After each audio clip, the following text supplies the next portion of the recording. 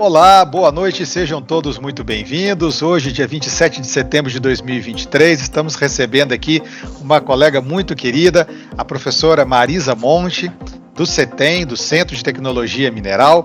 A Marisa tem graduação em Engenharia Química, mestrado e doutorado em Engenharia Metalúrgica de Materiais pela UFRJ, com interesse nos aspectos fundamentais e aplicados às ciências de interface, processamento mineral e metalurgia extrativa. Pós-doutorado no Instituto de Pesquisa de Warwick, na Austrália, é pesquisadora no Centro de Tecnologia Mineral, o CETEM. A Marisa, o currículo dela vai muito além disso, né? E a gente reconhece o quão importante você é, Marisa, para o processamento mineral. Tá? Tenha certeza que todos nós aqui presentes que viemos lhe prestigiar, eu particularmente, temos um carinho muito grande e uma admiração pelo seu trabalho. Novamente, muito obrigado, Marisa, por decidir aí dividir o seu tempo e seu conhecimento com a gente. O palco digital, Marisa, é todo seu. Muito obrigado. Tá bom. Eu agradeço aí a sua apresentação, tá? o seu carinho também comigo e hoje a gente está aqui presente, né, para falar um pouco sobre a evolução do processo de flotação, os desafios e direcionamento para inovações tecnológicas. Eu vou iniciar falando sobre o processo de flotação, né, porque é um processo que tem mais de 100 anos. Você tem um processo que é muito utilizado hoje em dia, né? Porque você trata aí uma tonelagem muito maior de minério do que qualquer um outro processo na nossa área de processamento mineral. Os conceitos, inicialmente, né, foram bem estabelecidos do que é a flotação inicialmente, e a seguir, vários processos foram realizados e a gente pode ver um pouco da evolução hoje, né? Com relação aí, eu preparei alguma coisa aí para a gente discutir e falar. Então, nessa figura, a gente vê aqui os reagentes, né, entrando numa célula, que é só um esquema, né, um desenho. A gente vê, assim, as partículas, né, que estão sendo alimentadas no sistema. A gente sabe que a flotação, ela tem uma situação que ela tem que ser agitada.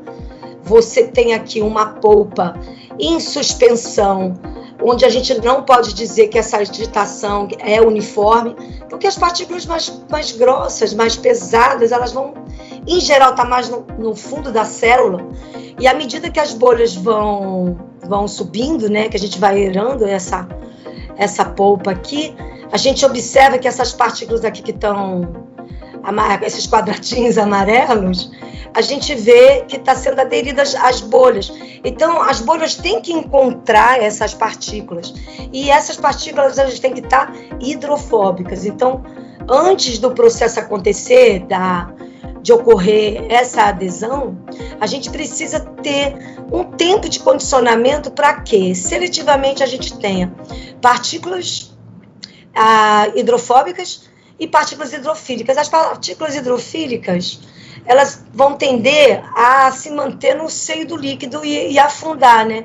Então, a gente chama de afundada, elas são coletadas aqui embaixo, enquanto que as partículas hidrofóbicas que estão quimicamente modificadas, elas tendem a subir na célula. Então, aqui a gente tem uma espuma, e nessa espuma você tem também algumas partículas que podem não estar ali por flotação verdadeira, né, na espuma, mas acho que elas tendem a descer, né, na espuma. Essa espuma, ela precisa ser bem mineralizada, de modo que ela contém essas partículas aqui até o momento que a gente possa recolher, né? Obviamente que a velocidade de flotação, essa cinética é importante, porque a gente vê que as partículas que estiverem mais hidrofóbicas, elas tenderão a se flotar mais rápido, né?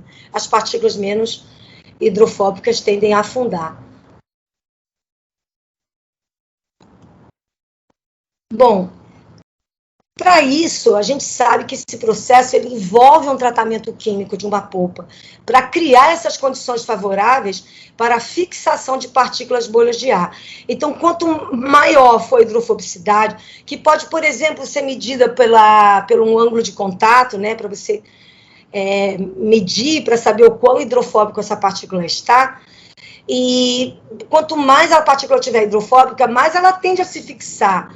E a gente sabe que antes dela chegar aqui nessa camada de espuma, ela vai passar por uma região turbulenta, porque existe também os parâmetros hidrodinâmicos da flotação, porque você precisa manter essas partículas suspensas na polpa, precisa ter um volume de bolhas que sejam suficientes para fazer esse carregamento. Então, a gente vê aqui que essas partículas aqui que estão redondinhas, aqui pretinhas, estão sendo aderidas às bolhas de ar, mas que, de vez em quando, você tem, assim, umas partículas oportunistas que são arrastadas, né?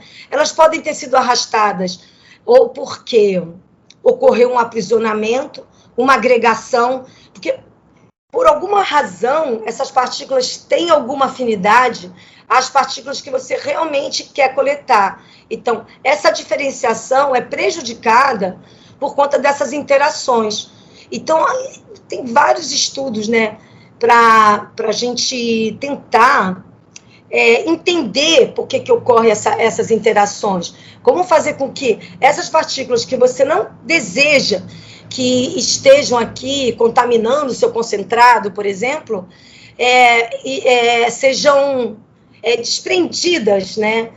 Não formem agregados, ou mesmo não estejam presentes na bolha de ar. Porque se ela estiver também aderida à bolha de ar, significa que o teu processo de seletivo não foi muito seletivo, né? Você não conseguiu colocar uma química diferencial aí, por exemplo, nesse teu sistema, né? Então, são vários parâmetros que são importantes.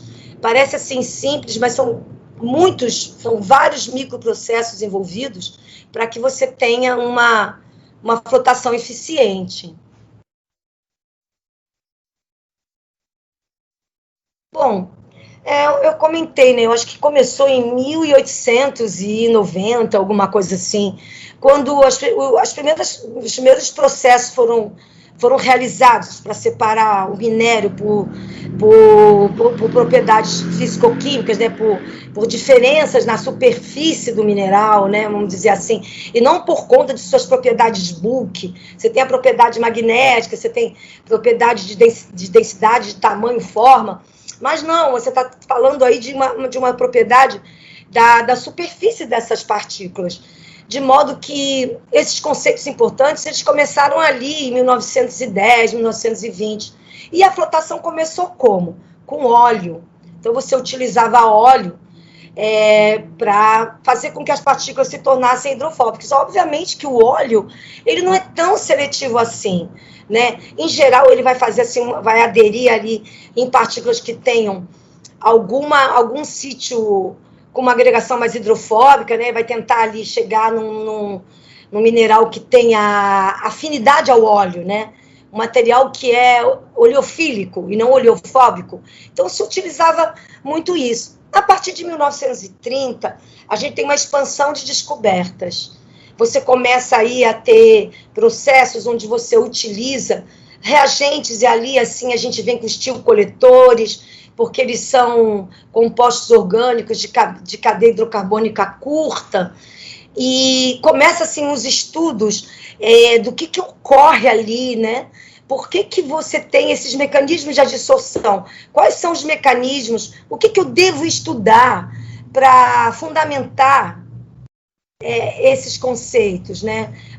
Coletor espumante. Eu sei que o coletor ele é capaz de hidrofobizar uma partícula, e o espumante ele vai me dar uma certa estabilidade nessa espuma, né? Então, assim, os compostos de cadeias hidrocarbônicas curtas, eles não têm essa característica de espumar. Então, você também usava óleo de pinho, já se utilizava assim, os espumantes assim, que foram iniciais. Já no final aí de 1950, você vem aí com os agentes complexantes. Então, o que eu vou estudar? Eu vou estudar um coletor que seja capaz de encontrar um sítio na superfície do mineral e ter um eletro que vai doar elétrons, né? E outro que vai receber.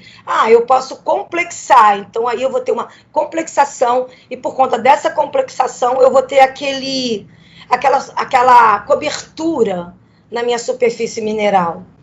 Então, de modo que esse modelo doador-aceptor começou a ser inserido, né, nessa evolução, nessa área, né? Principalmente porque eu estou falando assim na evolução na área de reagentes. Bom, e ferramentas analíticas? Então, a gente vê muito assim, nessa época, papers, trabalhos relacionados com a propriedade do potencial zeta. Então, a gente, assim, né? O que é o potencial? Vamos utilizar o conceito da química de superfície, que as partículas em uma suspensão aquosa são capazes de produzir cargas. Então, elas têm cargas ali por conta de alguns íons irem para a solução e outros ficaram carregados ali na superfície dessa partícula, formando um gradiente. E esse gradiente vai me dar uma certa carga. Então, você fala aí do mecanismo de adsorção eletrostática, você vai falar aí dos quimisorvidos. Eu tenho um sítio, então eu posso formar um composto químico. Ele é insolúvel em água, então ele vai aderir à superfície do mineral, e esse mineral vai ficar hidrofóbico e vai ter afinidade à bolha de ar, né? Então, foram assim os primeiros conceitos. Então, tem também o mecanismo de atração eletrostática. A gente sabe o quanto é importante o pH na flotação. Isso foi muito estudado. Então, você vê estudos assim fundamentais, que você pega o mineral isoladamente, né? Pega um mineral com uma certa grau de pureza e faz uma curva variando o pH e vê qual é o valor de carga que ele tem, o sinal, a magnitude, e aí você calcula o potencial zeta, e você sabe que os seus reagentes podem estar carregados, você tem uma atração eletrostática, e é uma maneira que a gente começou e que seguiu muito bem, né? Nessa fase, aí descobrindo como conseguir encontrar a janela de seletividade. Então, foi mais ou menos assim que ocorreram, né, algumas dessas ferramentas analíticas.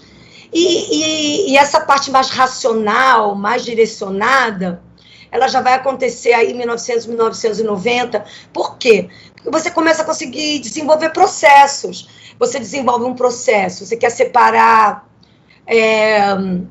a apatita da calcita, aí você sabe que você tem diferenças de carga, você sabe que o reagente pode, nesse mecanismo de formação de complexo, pode formar um composto e se ligar ao sítio de cálcio, mais da apatita do que da calcita, aí você pode usar um depressor para evitar para você conseguir essa janela de seletividade. E aí, todos os desenhos foram direcionados para esses diversos sistemas que a gente tem de flotação, né? Que a gente estuda, cada um com valor de pH, cada um com tipo de reagente diferente. Você tem aí um sulfatante que é aniônico, outro que é um catiônico. E aí foi se direcionando.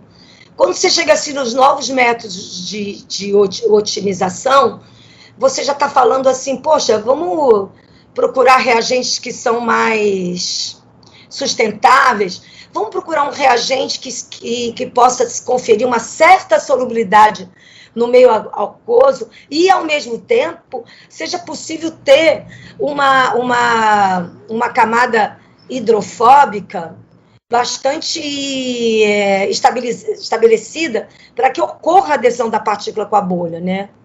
E, a partir daí, a gente vê aí com uma evolução de reagentes, de estudos, onde você está aí falando... eu até esqueci, né? Porque a gente também teve uma fase, não só da sustentabilidade dos reagentes verdes, a gente teve também os biobeneficiamento. Então, você pode usar bactérias que possam aderir à superfície das partículas seletivamente. E o que a gente viu é que nesses estudos, até então, né, não passaram de estudos que são feitos em estudos de pequena escala ou microflotação.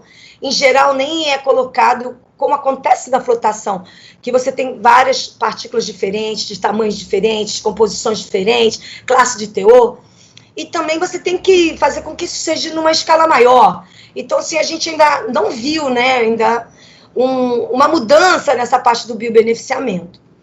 E hoje em dia, o que eu estou vendo muito, né, que tem muitos trabalhos, é a modelagem molecular. A gente está vendo que tem muitos trabalhos com esse conceito, né, que você tem da chave, da ferradura-chave, né, como você tem em biologia. Então, você estuda uma molécula, você monta uma molécula que ela realmente, você constrói, né, de modo que ela realmente vai lá e vai realmente ter uma possibilidade, não vai ter nenhum impedimento estético ali, que ela vai entrar ali naquele sítio. Isso pode ser feito na flotação. Então, você tem muitos estudos, vai ver muita literatura de interação entre o coletor e o mineral, possíveis interações entre reagentes. É muito importante, porque você fala assim, eu estou querendo fazer a reutilização da água. Poxa, eu poderia reutilizar uma parte de um coletor que está em solução? Será? Mas não, mas ali no processo de sedimentação de partículas, onde eu vou fazer a separação sólido-líquido, eu coloco um polímero, um floculante. Será que esse floculante vai sequestrar todo esse material? Ele vai ficar nas partículas? Será que eu vou conseguir recuperar essas partículas de novo? Então, a interação entre os reagentes e entre a superfície mineral e essa mistura toda que às vezes a gente utiliza, você pode modelar. Então, é uma área assim, que está crescendo muito, né? Eu achei muito interessante esse gráfico. Se vocês quiserem ver esse trabalho que eu me inspirei, né? É um trabalho de dois pesquisadores que trabalhavam com reagentes químicos. E aí ele coloca aí, ao longo do tempo, o que foi um desafio para eles, que era diminuir a dose de coletor na flotação, né? Vocês estão vendo aí as barras? Eles utilizavam, assim, 100 quilos por tonelada de óleo, né? Porque era assim que se fazia no início. E depois começaram a utilizar óleo e ar. Então, eles introduziram, assim, um estudo para ver quanto que eu colocaria, assim, qual é o meu hold-up, né? Quanto que eu coloco mais de ar para poder diminuir essa dose de óleo. E aí as coisas foram melhorando, né? Eles foram desenvolvendo até que, em 1921, começaram a entrar esses coletores com cadeia pequena, orgânicos de cadeia curta. Então, você vê, assim, um dos primeiros desafios, achei, assim, bem interessante esse estudo deles, né? Eu acho que até que eu escrevi em algum lugar, se alguém quiser depois, aqui, né? Ler o trabalho desses dois pesquisadores. Bom, muito se fez para deslocar os ácidos graxos, que é o que mais se utiliza. Você pega o ácido graxo até como uma matéria-prima, interage assim com o íon amônio para formar uma amina, né? Você pode também utilizar o ácido graxo direto, como se utiliza em flotação de minerais semisolúveis. No caso da apatita, se usa muito esses ácidos, esses óleos graxos, né? Vocês estão vendo? Variando a cadeia hidrocarbônica, você pode diminuir a dosagem, aumentar você diminui a dosagem, aumenta a cadeia hidrocarbônica do ácido graxo que você está utilizando, e aí você tem o mesmo desempenho, não sei, e tentou se deslocar. Então, a gente vê aqui vários compostos, né, que você encontra na literatura, que foram utilizados, todos com essa ideia de ou complexar ou interagir. Então, por exemplo, você vai ver muito reagente que tem nitrogênio e enxofre, porque sabe que eles são capazes de interagir com uma superfície mineral, né? Porque ele vai interagir com quem? Com algum metal que está ali na superfície mineral, por exemplo, né? E aí, foram vários desses aí que vocês vão encontrar na literatura, E que, em geral, o que aconteceu? Você começou a trabalhar com os disponíveis, né?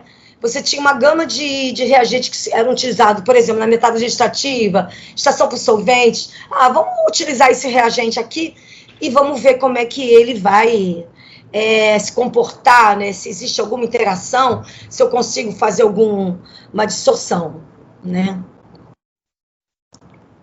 Bom, eu já tinha comentado um pouquinho sobre os coletores fundamentados em moléculas de cadeias hidrocarbônicas curtas, que são assim os mais antigos. Eu até acredito que eles foram os primeiros a serem utilizados assim nos processos de flotação, principalmente para sulfetos, né? Então você tem um reagente que é solúvel em água, porque você vai ter uma cadeia hidrocarbônica, que você está vendo o R, está simbolizando a parte apolar, né, desse composto.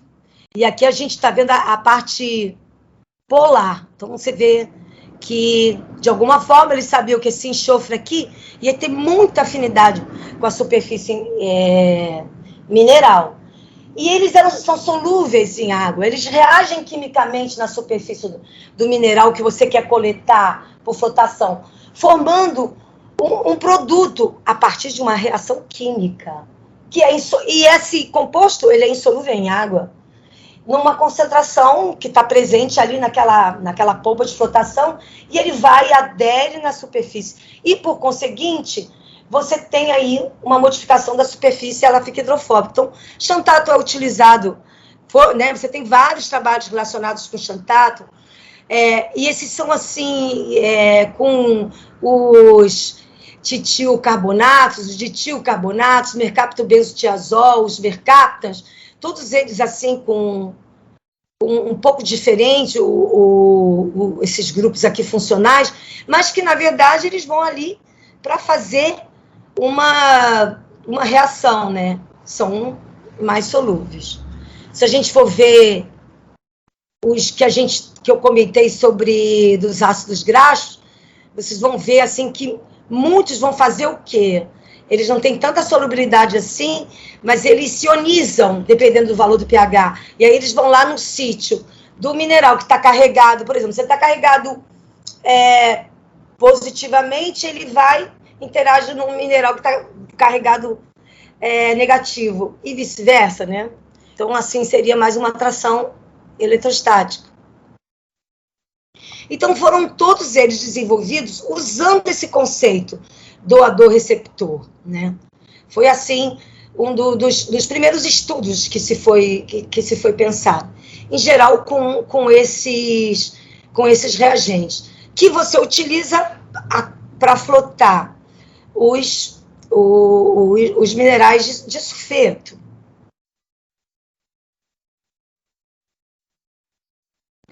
E assim, aqui a gente também vê nessa tabela os anos, né, assim, uma linha assim do tempo, né? Você vê aqui os anos, os reagentes que foram introduzidos na indústria e a sua aplicação. Então tá, eu comentei do xantato. Xantato, ele é solúvel em água, ele vai reagir quimicamente, mas será que se eu tiver pirita, cenopirita, calcopirita, vai simplesmente ser seletivo? Então, começa assim, né, aquela descoberta. O que eu posso fazer para modificar? Então, a gente vê nos livros clássicos de flotação, você chamar esses reagentes de modificadores. Eles podem ativar, aumentar, né, estimular que essa reação de modificação da superfície ocorra. Ele pode fazer com que suprimir, né, que a gente chama de depressores. Então, eles são muito utilizados. Então, desde 1910, a gente vê sulfato de cobre, sulfato, sais, né, também sulfônicos, H2S, polissulfetos, o NESH, o hidrosulfito de sódio, enxofre coloidal. Então, a maioria deles foram para quê? Eu preciso recuperar seletivamente, então eu vou usar esses reagentes para poder separá-los da ganga, né? De repente, a ganga poderia ser quartzo ou outro mineral, mas que não sulfeto, né? Na hora de você pensar em separação de sulfetos, a gente vê aqui também fosfatos de sódio, silicato de sódio, hidróxido. O hidróxido de sódio a gente pode chamar de modificador, porque o tempo todo a gente está aí utilizando uma modificação do valor do pH. A primeira coisa, né, que a gente precisa estudar, porque, na verdade, o pH é o que vai te dar a concentração de hidroxilas ali na tua polpa, que vão determinar o potencial dos seus minerais. Então, ele vai ali ajudar com que o mineral ele adquira uma carga elétrica, né? Então, o pH vai fazer com que essa modificação ocorra. O cloreto férrico também, o sulfato de zinco. Então, muitos estudos assim para separação de sulfetos, você vai encontrar nos livros do Fustendal, de Peter King. Então, eles estão ali, né, sendo utilizados. O amido, a destrina, o tanino também aparece desde 1930. O cianeto de sódio ele é utilizado como depressor de sulfetos, né? Você quer deprimir a pirita e quer flotar chumbo, zinco e cobre. Então, você vai usar o cianeto. Amido, gelatina também para deprimir a ganga, dependendo do tipo de ganga que você tem. Goma, depressão de ganga, você tem que deprimir mica, você pode usar o goma arábica. Muitos desses a gente até nem escuta mais, né? Mas outros ainda estão sendo muito utilizados.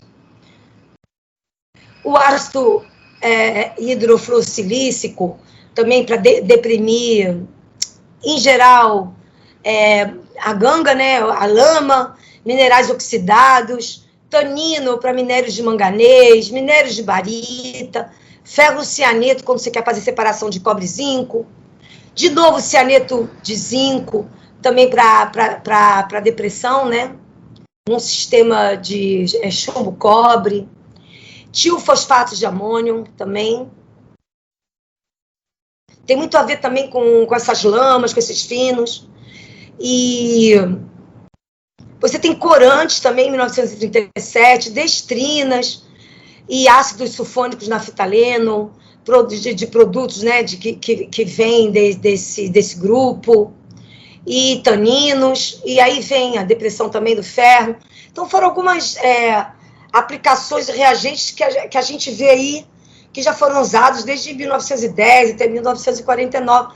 E aí, assim, falando um pouco daquela primeira etapa que eu comentei, né, de temos que racionar, vamos pensar quais os reagentes, vamos tentar melhorar, vamos tentar fazer com que a flotação seja mais seletiva, e foi assim a evolução nessa área. Então, o que a gente vê, assim, de 2000 até os dias atuais, né? Uma intensa atividade para desenvolver novas metodologias e abordagens para selecionar reagentes e otimizar. Então, você seleciona os reagentes, otimiza, procura essa janela de seletividade, e é isso que foi feito.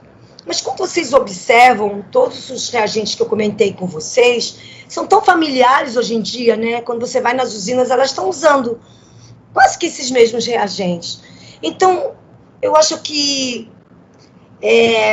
nessa fase, assim, falando de 1990, 1980, nessa época aí, a gente vê que ocorreu uma crise, e ela foi se elevando, né, e com uma total ausência de implementação em larga escala de uma nova tecnologia na indústria mineral. Então, você não viu a introdução de muitos e muitos outros. A gente vê, assim, que tem, sim, alguma inovação incremental. Então, por exemplo, você usava, muitos estudos com dodecilamina.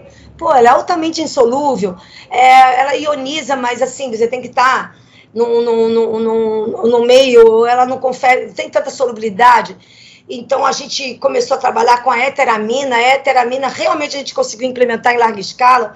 A flotação aí do minério de ferro, você coleta o quartzo, né, na flotação do minério de ferro, utilizando heteraminas, e elas são porque elas têm mais solubilidade e, ao mesmo tempo, elas são capazes de aderir à superfície, tornar a superfície do quartzo hidrofóbica, mas a gente vê que não tem tanta implementação assim. O crescimento também, a gente tem que observar que teve um crescimento exponencial dos dispositivos legais. Você tem muito mais legislação ambiental. Vou dar um exemplo. Você descobre que tem um bom supressor de pó para você colocar no trem, para carregar o minério. Mas você sabe que durante aquele transporte, muito desse reagente, ele pode, né, por processo de desaguamento, e ele pode ir caindo ao longo do caminho, né, de que vai passando o trem. Ah, mas aí, será que isso vai impactar demais a biota da região, os animais, tóxico? Então, assim, esses dispositivos aí fizeram com que a gente tivesse também muita dificuldade em colocar novos reagentes ou novas tecnologias na indústria mineral. Você tem também um custo global entre 5 e 10 milhões de dólares, quando você passa do conceito à comercialização. Então, assim, tem um índice que a gente chama daquele TRL, né, que é o índice de maturidade da tecnologia. Então, hoje no laboratório, eu descobri que se eu utilizar uma goma, sim, da casca da laranja, e aí eu descubro que realmente torna muito mais hidrofóbica, e aí eu faço uma flotação num ensaio de bancada, numa microflotação com mineral isolado, aí eu descubro, nossa, coisa, que incrível, tem seletividade com outro, arrumo uma janela, nossa, que incrível. Mas, para você chegar do conceito da comercialização, são muitos passos, né? Tem um tempo muito longo, né? Se a gente olhar entre as patentes que foram, teve um número imenso de patentes, acho que essas patentes elas são de 1950 até 1980, então a gente vê assim que o tempo requerido para você conseguir colocar os novos reagentes no mercado, ela é muito, muito longa, né? E também para a gente falar que a nossa área também, a nossa indústria, ela é conservadora. E aí, quando eu falo sobre a modelagem molecular, eu até botei um filmezinho aqui, porque essa hora aí eu não quero ver ninguém dormindo, né? Eu achei essa animação muito interessante, que é o que eu comentei com vocês do conceito da modelagem molecular, que o método funciona como chave versus fechadura. Então você consegue aí em 3D visualizar a possibilidade de você ter uma partícula ali interagindo. Você constrói as moléculas.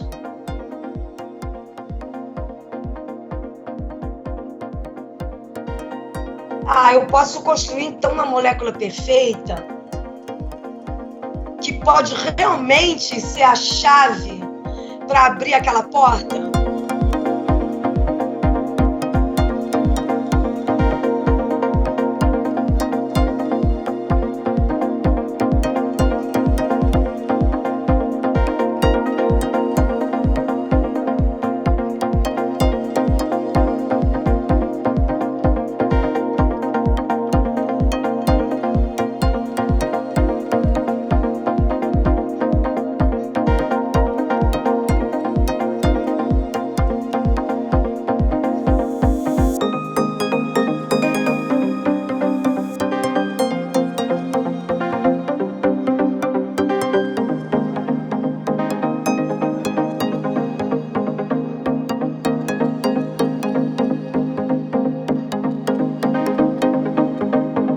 Aí a gente está vendo um grafeno.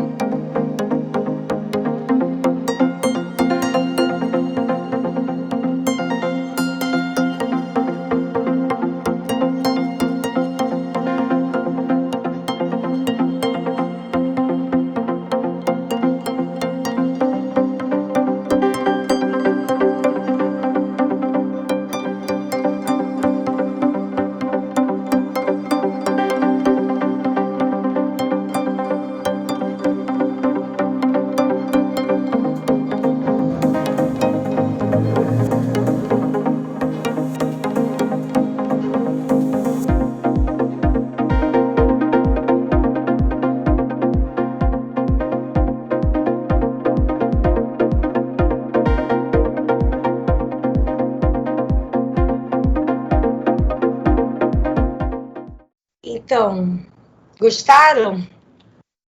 Fantástico, né? Realmente muito interessante. Marisa, aproveitando que você perguntou aqui o nosso feedback, se gostamos ou não, temos uma pergunta aqui que eu gostaria já de estar te interessando, tá? Professor Neilton Tapajós, professor lá no IFPA, em Belém, e nosso aluno aqui de doutorado, ele te pergunta quais os desafios no desenvolvimento de novos reagentes com pegadas de química verde. Essa é a primeira pergunta, mas tem mais, tá? Uhum. Bom, vocês querem que fale agora ou a gente continua? Se você quiser já ir respondendo, eu acho que a gente pode pelo menos responder essa e terminar. Então tá, ele está falando quais são os reagentes, o que a gente precisa, né? A gente precisa de... A pegada verde seria assim, você pode utilizar reagentes mais naturais, né? A exemplo com matérias-primas que estão aí na biomassa, por exemplo, e que não utilize, né? Que se a gente vê do início, que todos eles usam produtos derivados do petróleo. Tanto é que a Shell, que começou assim a produzir todos os reagentes, porque você está usando aí cadeias hidrocarbônicas longas e eles vêm bem daquilo que não é produzido do petróleo, é utilizado para fazer esses reagentes, né? A gente usa os ácidos graxos de matéria-prima vegetal também, né? Que é assim, o pessoal mais como é que é? Da Clarent tá aí, né? Pode falar mais sobre essas matérias-primas, mais do que eu, né? Porque eu não trabalho mais com isso. Mas o que a gente precisa? Utilizar matérias-primas mais disponíveis e com o máximo de possibilidade de material que pode ser reciclado também, né? Que pode ser reutilizado também. Então, eu acho que seria mais nesse sentido. E menos tóxico. Então, por exemplo, eu sei que tem algumas pesquisas que, por exemplo, dá um exemplo, a eteramina. Parece que foi estudado que se você colocar mais um grupo ali polar entre o grupo éter e a cadeia hidrocarbônica, você é capaz de impedir que a planta sofra essa toxicidade, né, que o reagente pode oferecer para ela, entendeu? E isso aí, então tem alguns reagentes que estão, de repente, estudando isso, estão sendo patenteados por conta de estudar, que o fato de você colocar mais um radical é capaz de você ter com que um peixe não assimile, né? Ou que a planta não assimile. Então, ser muito mais biodegradável e ser friendly, no caso, quando ocorrer essa biodegradação, porque a gente sabe que essas bactérias todas, elas vão se alimentar, né? De bactéria no minério, de bactéria na polpa, de bactéria na barragem, e elas estão ali se utilizando desse nitrogênio. Por exemplo, no caso, estou dando exemplo no caso desse tipo de coletor, né, da amina, e que possa. A outra possibilidade, assim, o xantato é imbatível, mas tem muitas empresas assim, o xantato é altamente tóxico, e é péssimo, né, para o operador. Então, a ideia de tirar aquele grupo, né, a parte do ácido xântico e colocar algum outro grupo que seja capaz de fazer essa ligação. Já tem vários reagentes desses que a gente utiliza, mas, assim, eu não sei dizer direito se eles bateram, entendeu, em termos de desempenho. Não sei se respondeu, assim. Respondeu sim, Marisa. Muito obrigado. Bom, aí agora, voltando, a gente vê aqui, que muitos dos problemas clássicos que foram reconhecidos na primeira metade do século da descoberta da flotação, ela tem 100 anos, ainda permanecem não solucionados. Então, a gente pode dizer, o efeito da qualidade da água, né? Essa fase aquosa da flotação. A gente precisa reutilizar a água. Hoje em dia, é uma coisa muito importante reutilizar a água. E quando você vai reutilizando, ela vai enriquecendo de cátions, né? Ela vai aumentando a força, a condutividade. Isso faz com que os reagentes não sejam tão amigáveis com essa água que tem uma força iônica maior. Né? Então, também, eu preciso criar reagentes que consigam ali batalhar, né, naquela água que já não é, que ela é meio salina, porque está na presença de muitos cátions. E aí isso é um problema que ainda persiste, né? O efeito do arraste mecânico das partículas ultrafinas. Como melhorar a qualidade do meu concentrado, como evitar essa agregação, fazer com que essas partículas não cheguem à fase da espuma, a recuperação de partículas grossas, a recuperação de partículas ultrafinas. E o que eu vejo é que se a gente fizer uma revisão dessa literatura toda e permitir a gente concluir, né? Não estou querendo ser... não é pessimista, mas o que a gente observa é que o progresso na inovação na nossa área tem sido apenas incremental, né? A gente não vê nada disruptivo. E aí, continuando os desafios, então a gente tem perda de minerais valiosos, finos e grossos, nos rejeitos finais e recuperação de gânglios concentrados. Então, partícula muito grossa, a gente sabe que é difícil de recuperar, partícula muito fina também.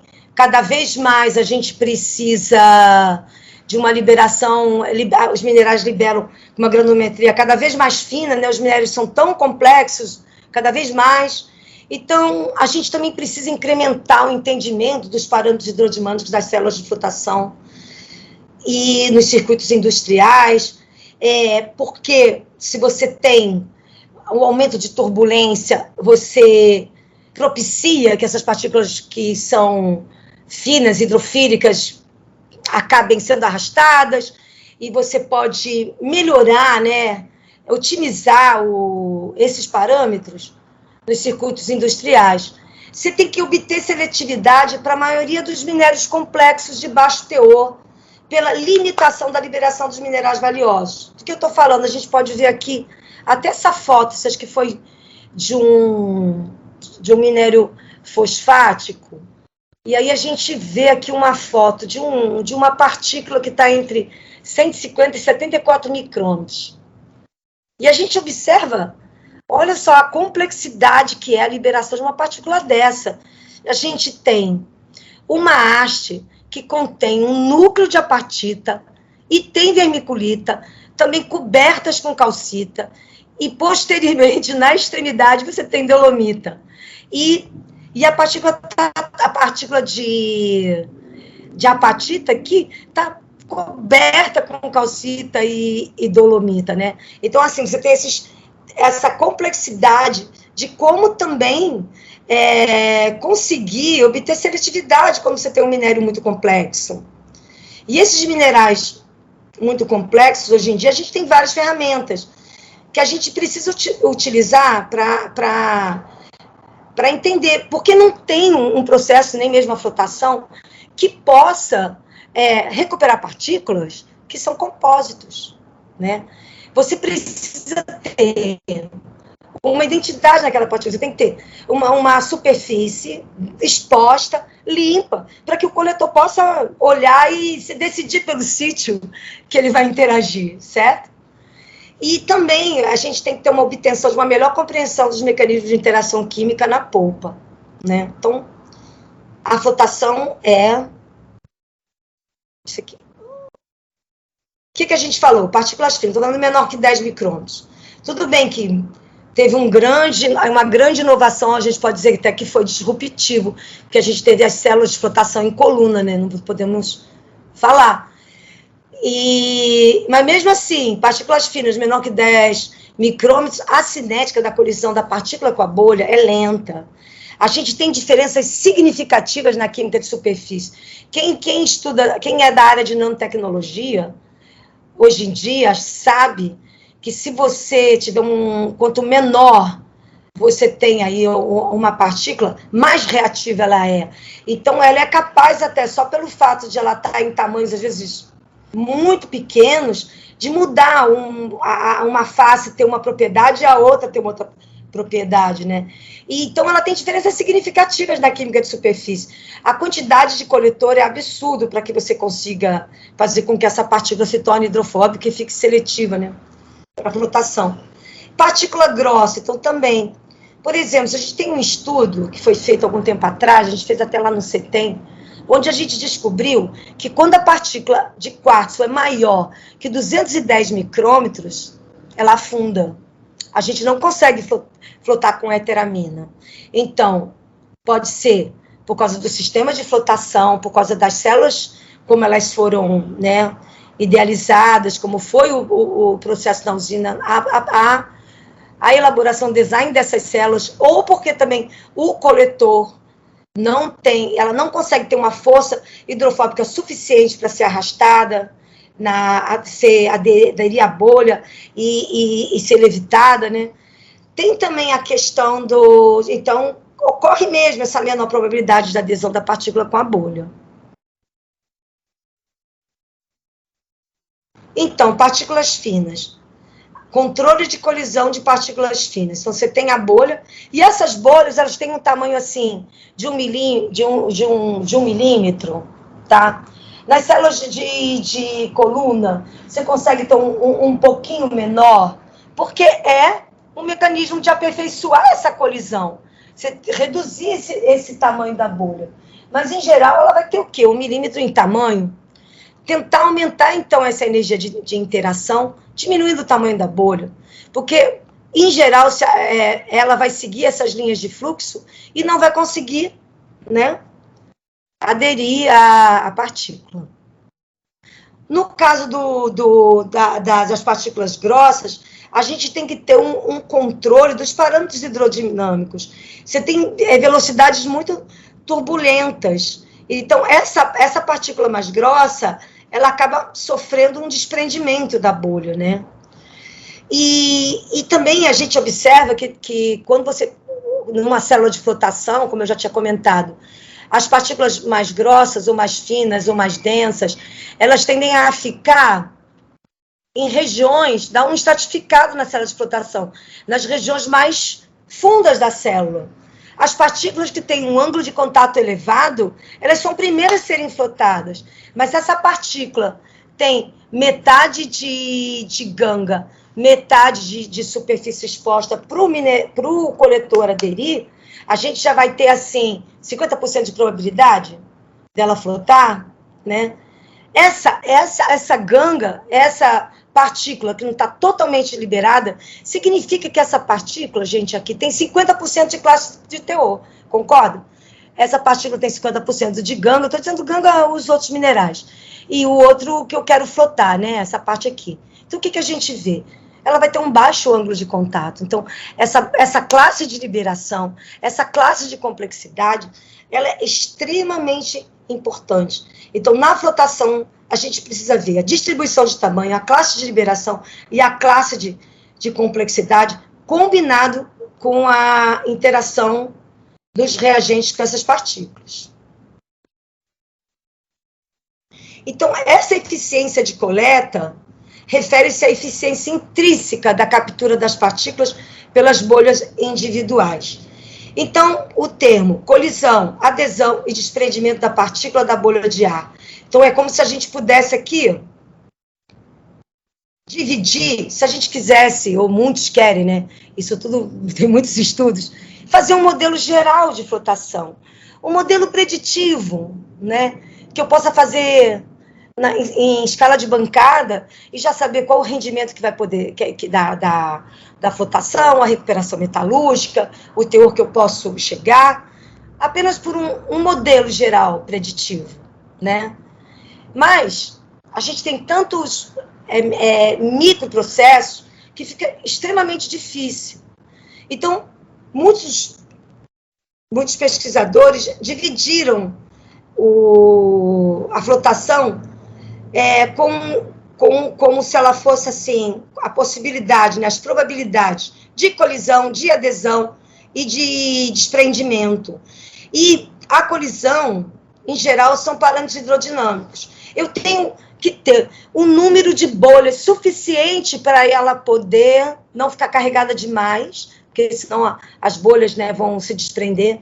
Então, eu tenho que ter um número suficiente, eu tenho que ter uma velocidade razoável para que ela se encontre com essas partículas que estão suspensas, né? Isso tudo pode ser estudado, controlado, otimizado pelos parâmetros hidrodinâmicos da flotação. E a adesão? A gente está falando do ângulo de contato de novo. Então, isso tem a ver com os reagentes, isso tem a ver com a química de superfície das partículas, certo? E o desprendimento da partícula da bolha de ar, hidrodinâmica e química de superfície. A gente sabe, quanto mais hidrofóbica, menor vai ser o trabalho de adesão necessário ali, e aí a partícula vai ficar aderida, vai conseguir vencer toda a turbulência, todo o processo até chegar, né, à fase espuma. Isso porque a gente não está falando das divisões, porque a gente ainda podia falar um pouco dos pesquisadores que batalham aí no estudo dessa fase espuma, né? Depois a gente vai falar um pouquinho disso. Bom,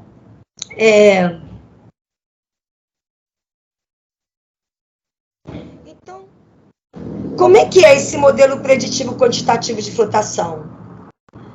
Então, a gente já sabe tudo o que a gente lê e nos livros, que os conceitos fundamentais do processo de flotação, eles estão bem estabelecidos.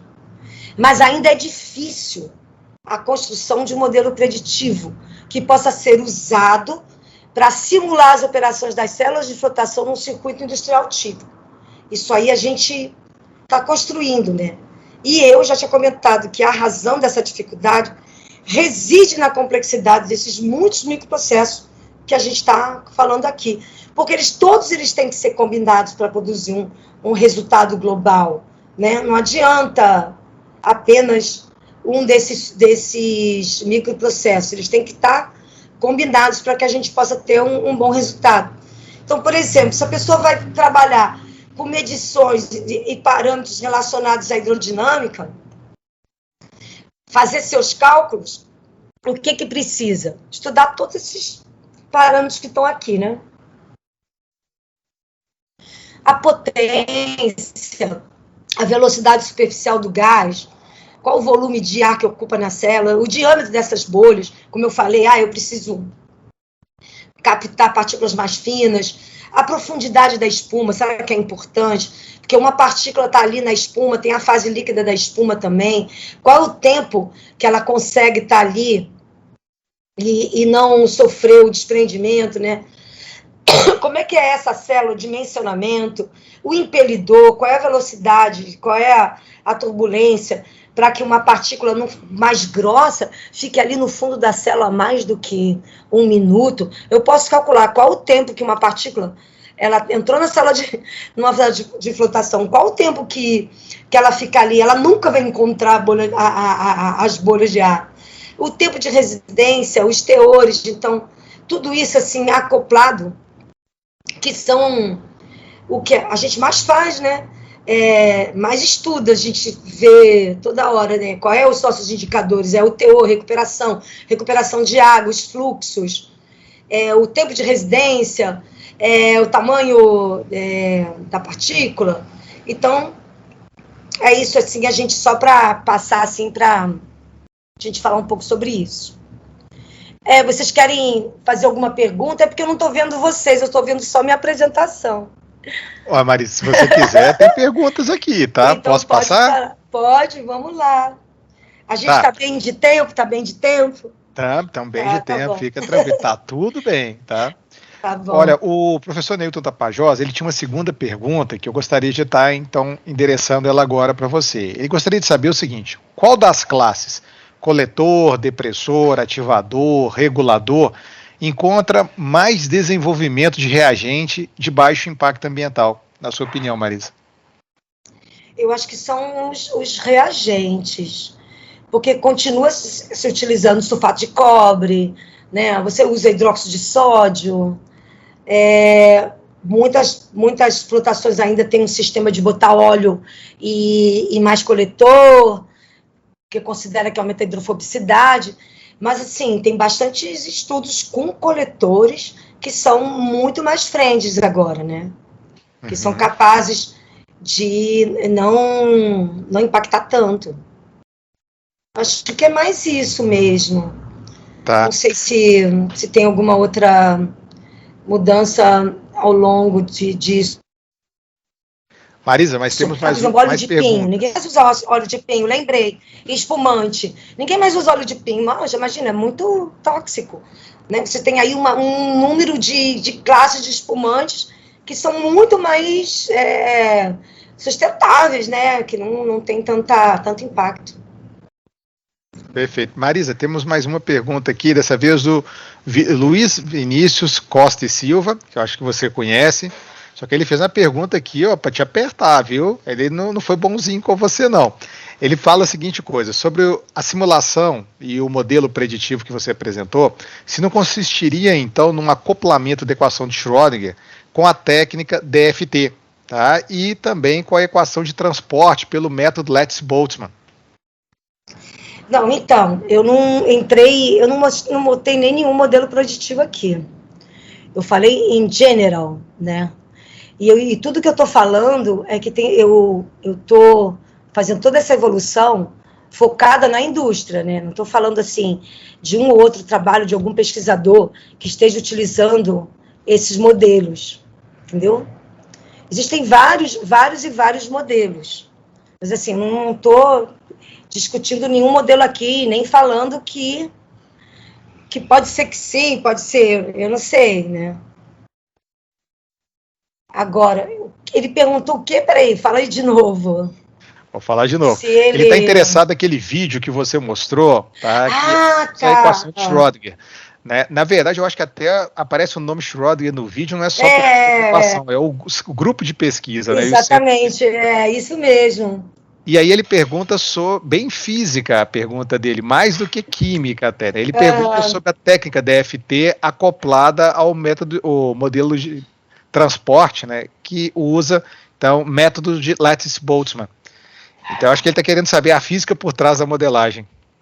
Eu não sei responder, não tenho a mínima ideia do que dessa técnica, não. Eu não trabalho com essa parte de modelagem, né? Estou colocando assim, só para falar do desafio, mas não é uma minha área que eu trabalho, não.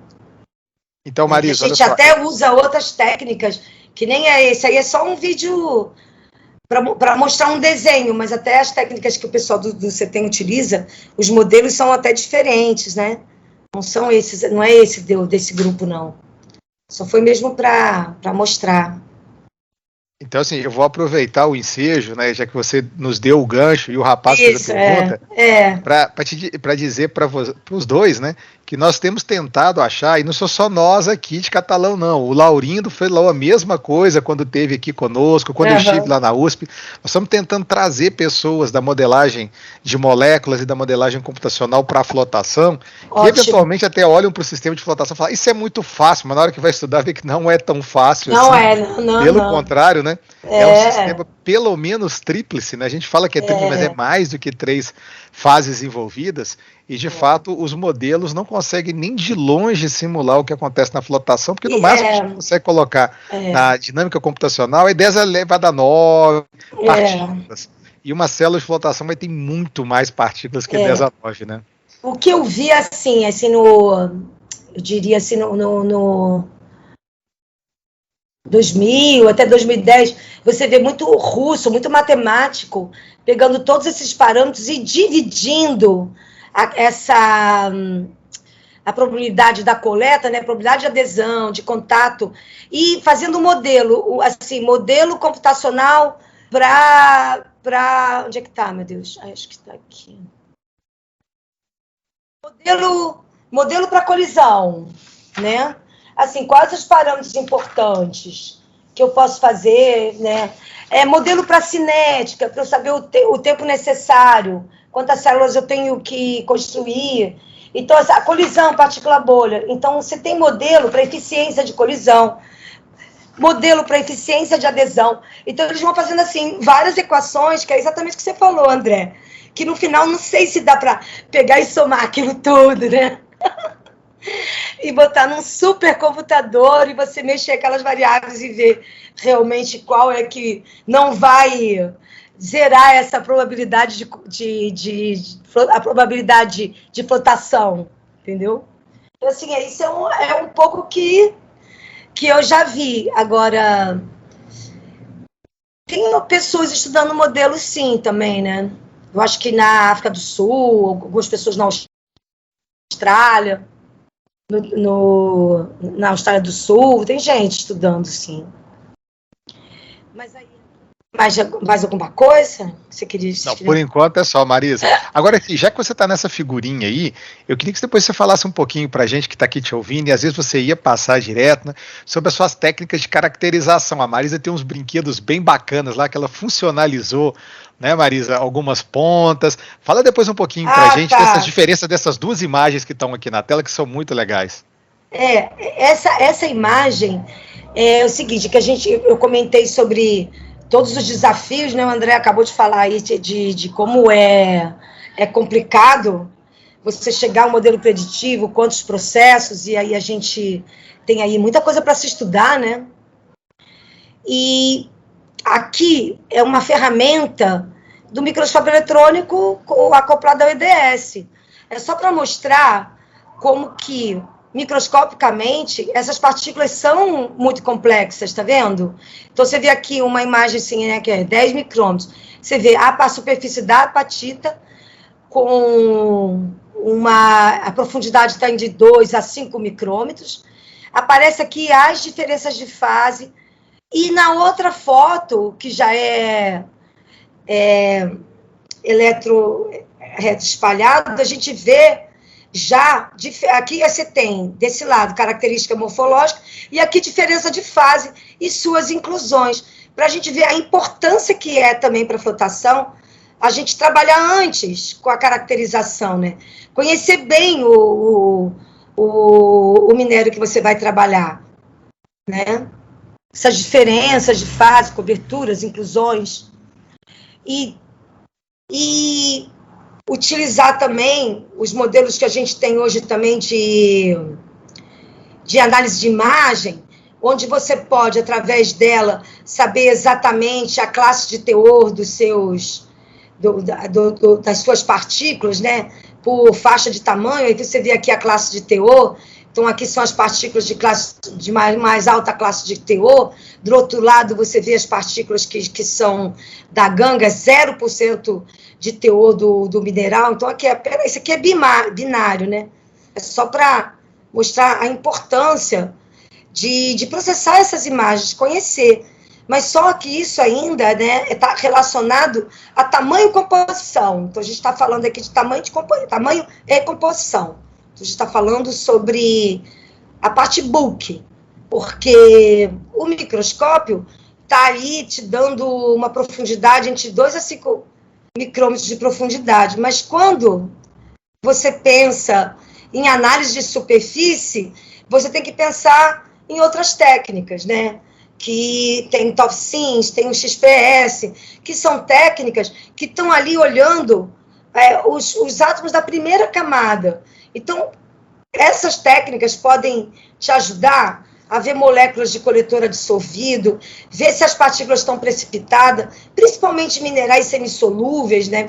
Assistir a esse fenômeno, como minimizar a reação desses precipitados, ver produção de oxidação em sulfetos. Eu vi também que teve um desafio há pouco tempo atrás, que é de rastreamento de concentrados. Então, são técnicas assim que você pode até rastrear um concentrado por conta dele ter na sua camada algum elemento diferente do que você tem no bulk, né? Quando você analisa por Faraday, ou você analisa por fluorescência, X, que você ali faz você vê assim o processo, o bulk, né? O bulk do teu concentrado. E essa interpretação. Então, por exemplo, se a gente olhar aqui, são imagens que foram feitas até para o arsenoperita de Paracatu, que é o de um concentrado, e o TOFSIMS ele é capaz de dar os sinais totais que tem na superfície dessa amostra aqui de arsenopirita, são várias partículas, né, que entram numa câmera, você faz um tratamento para evitar qualquer tipo de contaminação, e aí ela coloca os sinais da contaminação, mas bem mesmo na superfície da amostra. Então, você vê assim, ele mostra o arsênio, logicamente, né, mostra que tem alguma contaminação de cálcio, e todas essas imagens podem ser trabalhadas. Então, você vai poder ter um histograma de quantificação, de quanto de cada produto que você analisou, quanto de contaminação, se você tem mais, se você tem menos, por conta desses sinais que o equipamento pode te oferecer. Ferro, hidróxido. Então, é importante ver assim, esse hidróxido de ferro aqui, significa que por mais que a gente tivesse quebrado a partícula de arsenoperita, só o fato de quebrar e colocar na câmera já gerou hidróxido de ferro, né? Já aconteceu uma oxidação. E uma coisa que é importante falar é que os coletores que a gente utiliza para flotar os sulfetos, eles não aguentam superfícies oxidadas, em geral. Em geral, eles não conseguem se dissolver em partículas onde tenham sítios hidroxilados, né?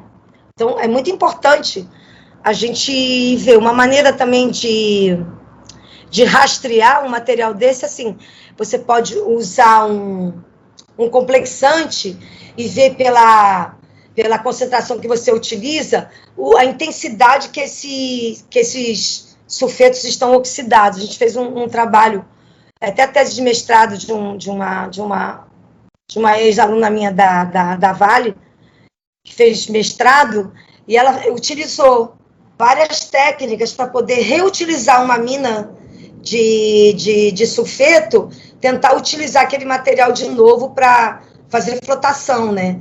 Ver até que ponto aquela superfície estava extremamente oxidada ou não, né? O que ela poderia fazer até para restaurar aquela superfície, quais os reagentes que ela poderia utilizar para poder recuperar esses sulfetos que estavam rejeitados, né? Você pode fazer com um coletor também, então que você tem arsenopirita e tem a intensidade de adsorção, utilizando um xantato, um mercaptobenzotiazol, ou um outro coletor aqui que acho que o nome sumiu. A gente observa que tem oxidação também, tem também oxidação com arsênio, tem uma parte do enxofre que você pode ver. Então, realmente, é uma técnica de superfície. Isso aí é muito caro, mas a gente tem a técnica que é uma técnica que a gente usa no laboratório, que é infravermelho. O infravermelho é uma técnica, assim, bem conhecida, bem difundida, que não é cara, que você também pode trabalhar, né, nisso para caracterizar essas adsorções. Aí você estava falando de... Tem alguma coisa aqui que fugiu, mas você estava falando lá do laboratório, né, que a gente tem outra técnica que a gente tem experimental é o microscópio de força atômica. Não é isso, André? Você está perguntando o que a gente tem lá no laboratório, que a gente trabalha?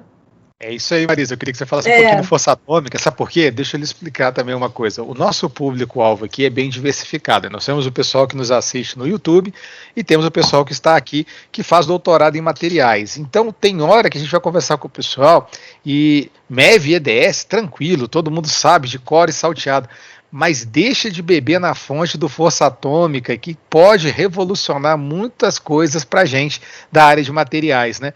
Então, eu queria mesmo que você falasse, mostrasse esse resultado aí, ó, tá bacana. Olha, viu? Na área de materiais, é muito importante o microscópio de força atômica. Também é uma ferramenta excelente para você obter imagem. Você pode obter imagem no ar, você pode obter imagem numa célula líquida, e o fato dessa fonte de laser passar e com essa ponteira, né, que vocês estão vendo aqui, o detetador vai marcando, e vai te dando toda a amplitude de oscilação e a topografia. Então, você pode ter uma imagem topográfica, você pode também ter uma imagem, você pode também medir a força versus distância, e o fato de você ter essa ponteira com determinado material, essa ponteira pode estar funcionalizada, e a superfície ser um substrato que você queira saber se ocorre interação ou não, a curva força versus distância, né? Você tem aí como saber se eles interagem ou se eles se repelem. Então, você pode saber, assim, que dependendo do tipo de reagente que você tem na flotação, se essas partículas estão se agregando e, por conta disso, você está tendo esse arraste desses agregados que estão indo para a espuma. Vou dar um exemplo, finos de hematita com partículas de quartzo. Então, você pode ver aí, dependendo do tipo de reagente que é utilizado, se uma partícula de quartzo tem afinidade, a hematita dissolvida com amido, e aí vai. Então, assim, antes e após os ensaios de dissolução, você pode usar. Então, tensão superficial também é muito utilizado, porque a gente tem que medir a energia da superfície.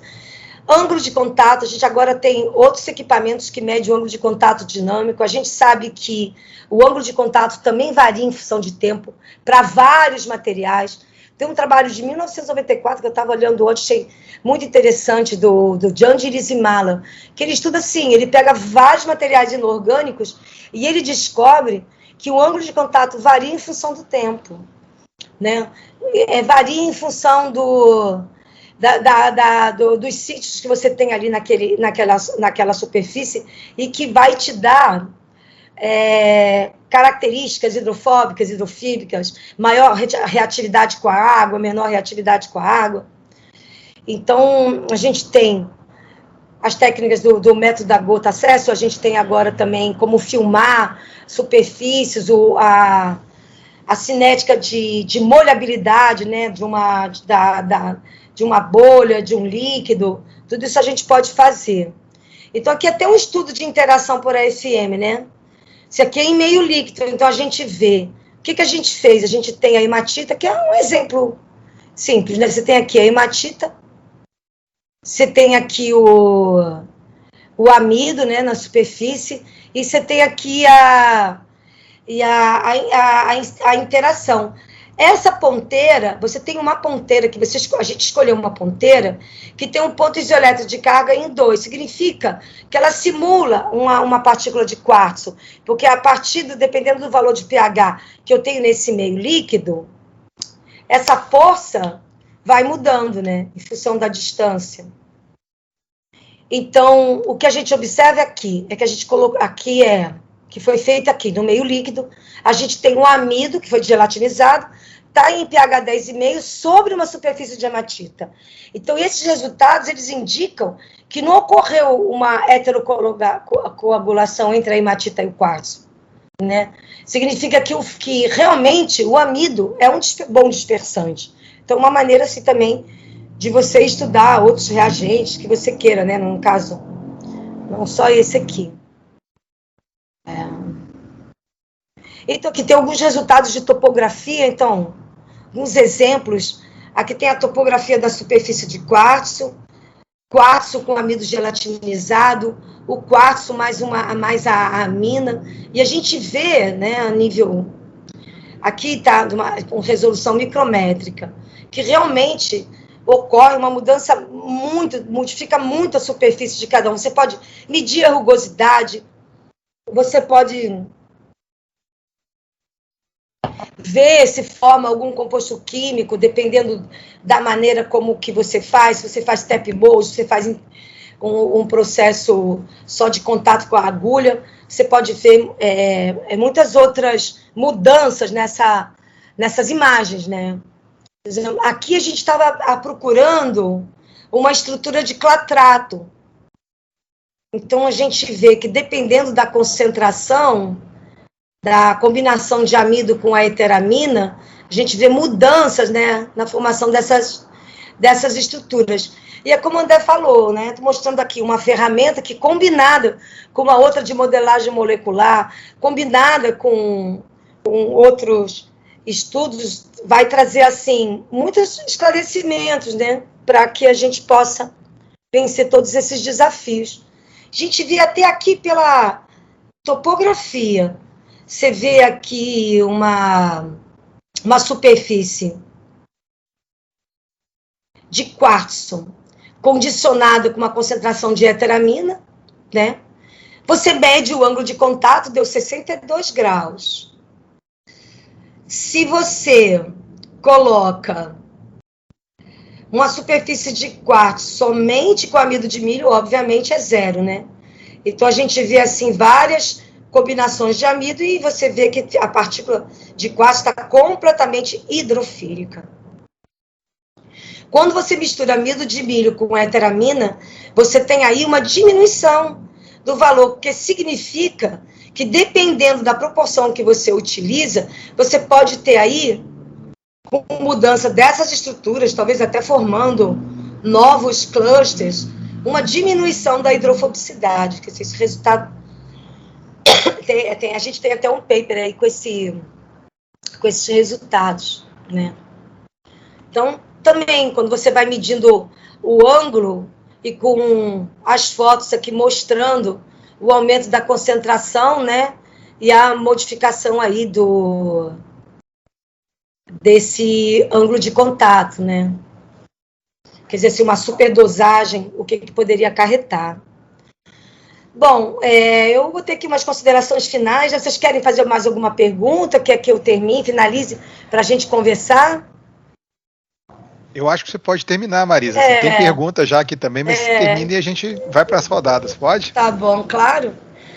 Bom, eu acho que assim, que o caminho para se expandir ainda mais os conhecimentos nessa área exigirá uma melhor integração dos efeitos químicos nos modelos de explotação, um sistema educacional mais robusto para produzir um número adequado de engenheiros qualificados. Então, acho que, por conta até desses desafios, a gente precisa de uma gama enorme de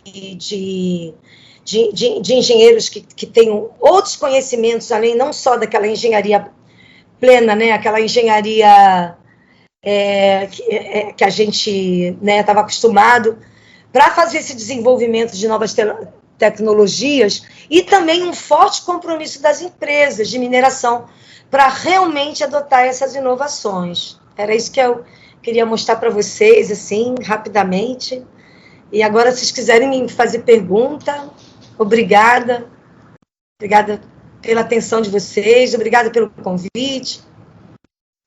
Nós que agradecemos, Marisa, por estar aqui conosco, dividindo os seus conhecimentos. Olha, nós temos uma pergunta aqui da professora Maria Rosa Fernandes, professora no IF, aqui em Catalão, mas antes de fazer a pergunta dela, é porque eu acho que ela não te reconheceu, talvez ela não lembrou, porque ela trabalha com uma coisa que você também trabalha, Marisa. Aí eu queria que você falasse um pouquinho para a gente, bem rapidamente, dos seus trabalhos com os agrominerais, porque ela é aluna orientada pelo Éder da Embrapa. Olha só que legal. Ih, meu Deus do céu, completamente... Tem que dar uma mudança aqui, mas assim, eu não sei qual é a pergunta. Não, assim, a pergunta dela eu vou lhe passar, mas assim, você também atuou muito na área dos agrominerais, dos remineralizadores. E é exatamente esse o tema do doutorado dela. É um grupo forte. Mas qual é o tema do que ela está trabalhando? Olha, se não me falha a memória, ela vai falar melhor do que eu. Se quiser, Maria Rosa, também abrir o microfone, mas ela está trabalhando com mapeamento de potencialidades de agrominerais. Basicamente o que você chegou a fazer também, não foi, Marisa? A gente selecionou porque estava assim, querendo descobrir assim, mais nos rejeitos, né? Fazer com que eles pudessem ser produtos. Mas não... Eu assim, não sou muito conhecedora assim, dessa parte mais de mapeamento, geologia, né? Eu já pego o material trabalhado, né? Então, ele incitei, Marisa, exatamente porque a pergunta dela é de rejeitos, tá? A pergunta dela é exatamente nessa temática. Olha só o que ela pergunta para você aqui. Essa visão histórica da flotação, do processamento de minerais, a gente sabe que temos, né, recursos minerais nas barragens de rejeito. E ela queria saber, na sua opinião, quais são esses bens minerais minerados aí ao longo dos anos que teriam maior potencial de retomar as barragens de rejeito e de buscar riquezas nessas barragens? Ah, mas riquezas em geral ou só para remineralizadores? Em geral. Em geral, tá. Em geral. Então, eu comentei, né, que eu orientei uma tese que foi para recuperar o minério de sulfeto, que já estava na barragem, oxidado, então eram assim, várias pilhas, e como fazer um modelo para recuperar, né? Porque você faz um mapeamento, você sabe o conteúdo, e aí você diz, nessa reserva aqui eu vou produzir tanto, com uma recuperação de tanto, com frente ao processo que eu tenho na minha usina. Então, você já tem uma ideia. Nesse caso, como era mineral de sulfeto, você sabe que quando está oxidado, em geral, está ali exposto, a oxidação faz com que você tenha uma péssima recuperação, né? Então, a gente utilizou como um rastreador o EDTA. Então, você pegava, dividia em várias frações, né? Teve todo um estudo de como trabalhar com essas pilhas, de como cada uma dessas pilhas iam ser divididas em tamanhos, porque foram os processos antigos, obviamente, que a flotação evoluiu. Então, tem muito sulfeto ali, né? A flotação evoluiu, então, a recuperação era menor, ia para o rejeito, agora está se retomando. Então, uma parte que eu acho importante é a gente retomar esse material, sim, caracterizando. E para caracterizar, você pode usar técnicas até para rastrear. Uma maneira de rastrear, a gente usou EDTA. Então, a gente sabia qual era os lotes que estavam com maior potencial de oxidação. Então, você tem aí os lotes que você vai ter ali. Dependendo, o EDTA, ele vai simplesmente complexar o cobre. Então, ele lixiviar aquela parte do cobre que está na superfície da partícula e você tem um rastreamento. Você sabe exatamente quanto, obviamente que ele pegou porque está oxidado. Então, a gente tem um rastreamento de tudo que está oxidado. Então, mediante isso, você pode fazer estudos e ver qual o tipo de reagente e de combinação, que foi o que a gente fez, né, para recuperar. E se descobriu que você tinha uma recuperação próxima a 80% e que podia retomar essas pilhas para poder trabalhar. Eu acho que assim, que tem muito material que são verdadeiras minas que estão aí, mas que exigem caracterização. Com relação aos remineralizadores, você tem uma restrição muito grande, porque eles estão sendo usados para, de uma certa forma, para ser trabalhado como alguém que melhora as qualidades do solo, ou que coloca nutrientes, e a maioria do que é adicionado ali não tem solubilidade, né? Então, isso impacta muito, está impactando muito a utilização, né? Quando você compara com a eficiência dos outros. Mas tem muito trabalho sobre isso, e o trabalho que eu fiz com o material ali de Catalão tem muitos promissores, tá? Que passaram pela instrução normativa, porque também tem uma instrução normativa. Você não pode utilizar aquele material se tiver acima de 20 e tantos por cento de sílica na forma de quartzo. Então, você tem que caracterizar, né? E você não pode ter nenhum traço de elemento tóxico. Então, a gente analisou, não pode ter mercúrio, não pode ter, né, chumbo. E tem toda uma gama de estudos para se fazer para chegar a alguma coisa que essa instrução permita que ele seja um futuro, tenha futuro como remineralizador. E, a seguir, fazer teste agronômico para ver se realmente você tem eficiência. Acho que é mais ou menos esse o caminho. Marisa, muito obrigado. Olha só, nós temos uma pergunta aqui do doutorando Arthur Bergamini, e achei uma pergunta bem interessante. Ele quer saber sobre máquinas de flotação, tá? Dessas novas. Ele quer saber o seguinte: se você conhece aplicações de campos magnéticos durante a flotação, em máquinas de flotação, tá? Essas máquinas híbridas. Olha, eu não tenho conhecimento, não, de máquinas híbridas. Extremamente interessante. Acho que isso seria disruptivo. Um pega a parte das propriedades e outro, né? Que assim, tem pouca. Eu acho que tem também uma parte das pesquisas que estão acontecendo, principalmente com quem trabalha com máquinas, né? Que não está assim disponível na literatura, né? Que estão sendo patenteadas e que talvez no passado teve um flotador que era hidrociclone ao mesmo tempo, mas ele não evoluiu do TRL4, vai. Ficou ali. Não, não teve sucesso. Né? Foi até na universidade nos Estados Unidos, não teve muito sucesso. Mas é interessante, eu nunca. Eu já ouvi falar também de flotação em cascata também, porque aí a própria cascata gera as bolhas, mas também nunca vi um protótipo.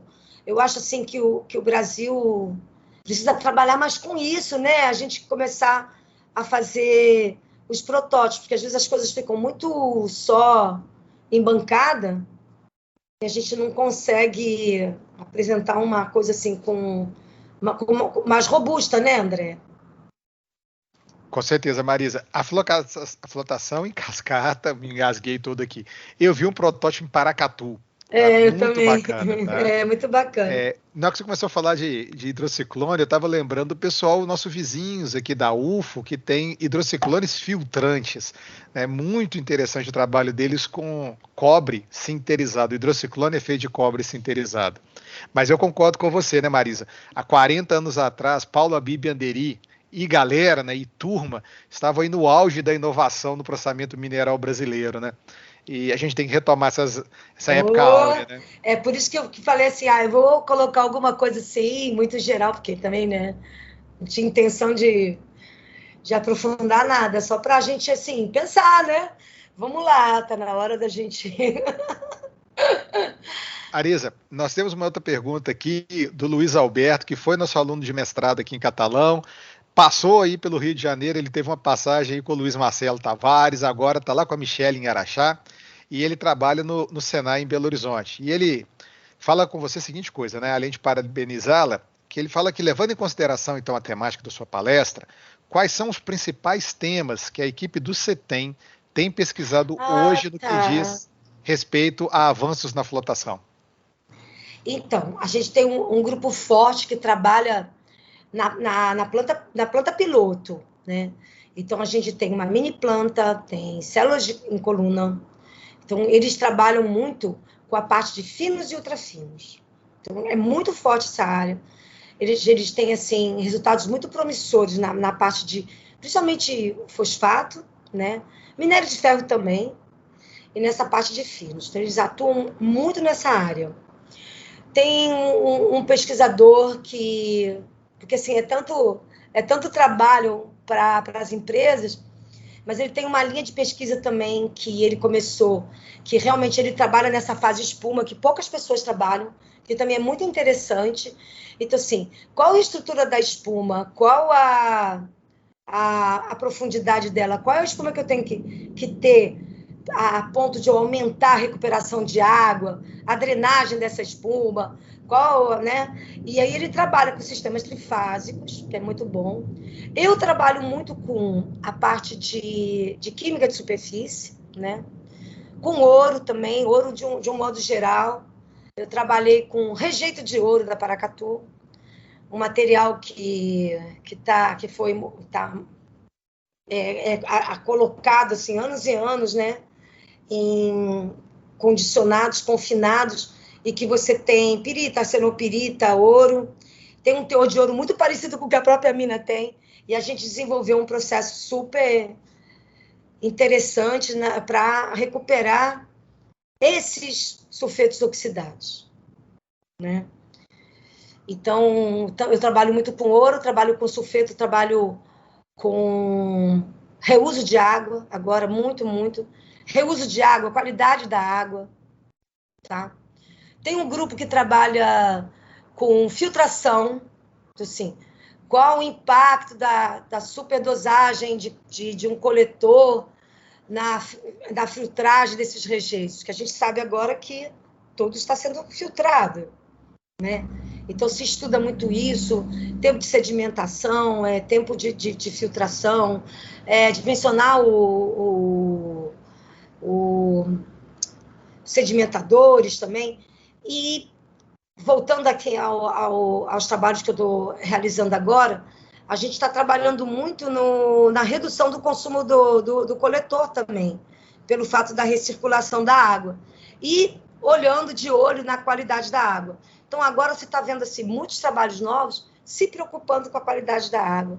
Tem trabalhos também mostrando que você pode fazer flotação na água do mar, quer dizer, já tinha processos que já estavam sendo realizados com a água do mar, mas por que em meio salino, naquela fossônica, você consegue com que as reações ocorram?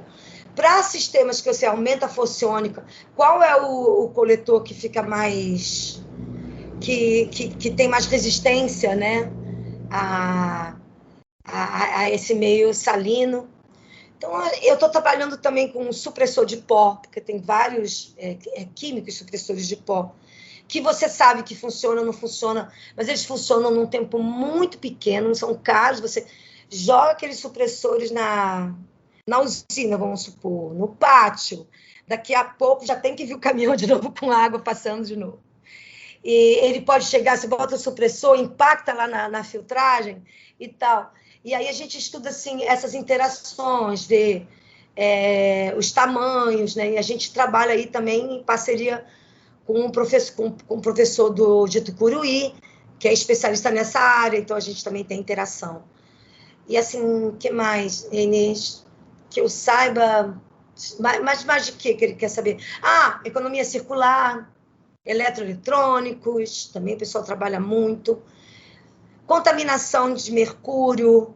Teve um projeto muito lindo do CETEM, que foram para o povo Yanomami há pouco tempo atrás, acho que até saiu na televisão, que eles foram determinar a contaminação no cabelo, né, das pessoas, então a gente tem especialista nisso. Tem a parte também de uma patente importante agora, de separação por estação por solvente, também que o pessoal da hidrometalurgia realizou. Sim, aí tem muito trabalho lá e a gente está precisando desse concurso o mais rápido possível. Gente, vamos fazer esse concurso aí. Não, então, a turma não sabe desse concurso, Marisa. Olha, fala para a turma aí, vai ter concurso no CETEM esse ano? Vai ter bolo, que nem festa. Espera que vai ter bolo. Ô Marisa, mas aqui, você falou uma coisa aqui que eu gostaria que você voltasse um minutinho. Na hora que você estava descrevendo essa lista enorme de trabalhos maravilhosos que o CETEM faz, você passou assim rapidinho, mas você oxidado. Fala um pouquinho para a turma aí, Marisa, do problema do cobre oxidado, da flotação do cobre oxidado. Da flotação do cobre oxidado. Então, os processos que são utilizados hoje em dia, né? Que eu estou falando, tudo que eu comentei é mais assim relacionado ao que está na prática industrial, né? Não estou falando de um outro trabalho, né? O que eu comentei aqui para suscitar modelos e estudos para todo mundo sair conversando aí e falando. O que a gente tem é que se ainda se utiliza aqueles grupos que eu falei orgânicos, de cadeia hidrocarbônica curta, que são capazes, são solúveis em água, são capazes de interagir, são os coletores que são quimisorvidos, certo? Esses coletores, eles têm que encontrar um sítio de ferro para fazer uma ligação com a superfície do mineral.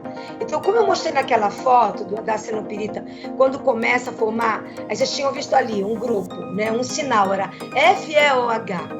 Então, dependendo da oxidação, estou falando da superfície, não estou falando do bulk, não, da superfície, porque a flotação, ela vê a superfície, vê a área que está exposta ali. Então, você tem o mineral, ele está oxidado, ele vai funcionar como a hematita, ele não vai flotar com um tio coletor. Então, o que você vai fazer? Ou você precisa restaurar essa superfície, ou então modificar o valor do pH ao ponto que você consiga colocar esses minerais de uma forma que eles se tornem novamente ávidos a receber esse coletor, entendeu?